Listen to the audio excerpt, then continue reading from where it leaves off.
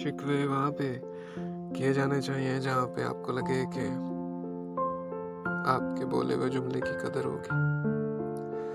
लेकिन अगर आपको ये खदशा लाहक हो कि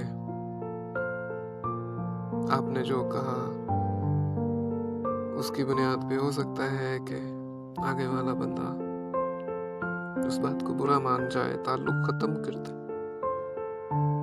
आप बहस तो जीत जाएँ लेकिन रिश्ता हार जाए, तो फिर आपको चाहिए कि आप खामोश रहें, कुछ ना कहें, कुछ नहीं होता। जहाँ इतने सब्र किए कुछ और सही जहाँ इतना कुछ सहा कुछ और सही। शिकवा ना करें, शिकायत ना करें, क्या ज़रूरत है?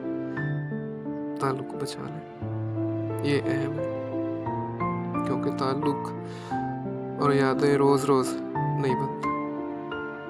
हाँ, मिटने पे आए तो एक पल में ही सब खत्म।